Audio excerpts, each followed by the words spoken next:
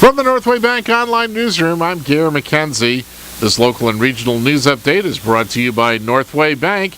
Get big savings close to home with Northway Bank's Community Sense digital coupon book, filled with valuable money-saving coupons from hundreds of Northway Bank business customers. Visit northwaybank.com for more info. Northway Bank with 17 locations throughout New Hampshire. The people you know, the bank you trust. Member FDIC, equal housing lender.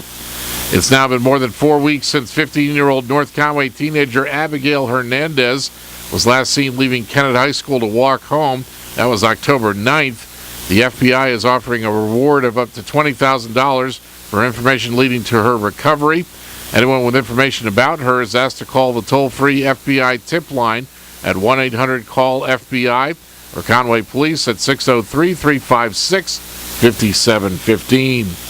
The Carroll County Attorney says a 24-year-old Conway man who used to be the coach of the girls' basketball team at Kennett Middle School will serve 2 years at the Carroll County Jail after admitting he sexually assaulted a 13-year-old girl.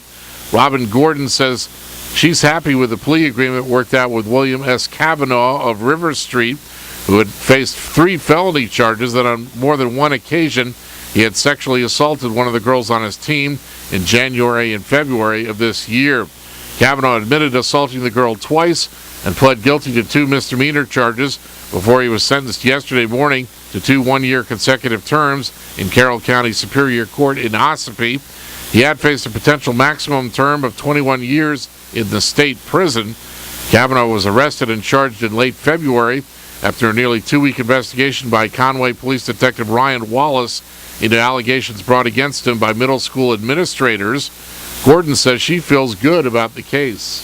He took responsibility for his actions. The family was very happy with this result, and this whole process has come to a resolution today. This has really affected them as a family as a whole, and they felt as though he had taken a lot from their child. She says the sentence is punitive enough, but also gives Kavanaugh time to attend a sexual offender rehabilitation program. Under the plea agreement, he must also register as a sex offender for 10 years. The Conway Public Library will host a free information session tonight about the Affordable Care Act, also referred to as Obamacare. Members of the public are invited to attend and learn about coverage that's available through the new health insurance marketplace. Sarah Kelsey, Associate State Director for AARP in New Hampshire, will be one of the 2 speakers. She says her organization has been holding public sessions around New Hampshire that look at the nuts and bolts of the health insurance marketplace. We talk a little bit about who should be looking into the health insurance marketplace, how they can access it, some tips and tools for how they do that work, tax credits that might be available to people who are searching for health insurance. And then we also cover how the Affordable Care Act impacts people who currently have health insurance, whether it be private insurance or insurance through their employer or Medicare. The other speaker will be Mary Jane Jarrett of White Mountain Community Health Center in Conway. She's trained as a so-called healthcare navigator who helps people consider different healthcare plans. Tonight's session at the Conway Library at 15 East Main Street starts at 6 o'clock and will run about an hour and a half. Light refreshments will be served. Library Director David Smolin says audience members are invited to bring questions. Everyone is welcome, and people who don't currently have health insurance are particularly encouraged to attend. For more information about the event, call the library at 447-5552. In Maine news, the town manager of Freiburg says she doesn't know right now what the schedule will be for removing the Red Iron Bridge.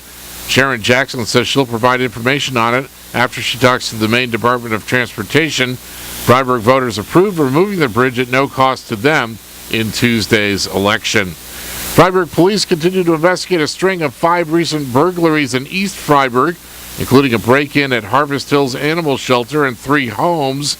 Here's what some voters had to say about the break-ins on Tuesday. Scary. I don't live too far from them. They're very scary. Being, like the police department's asked, more vigilant and blocking their doors and paying more attention, which is all we can do. I wish they didn't occur, that's all. I hope they catch whoever's doing it. Police have asked residents to be hyper-vigilant and report anything that looks suspicious.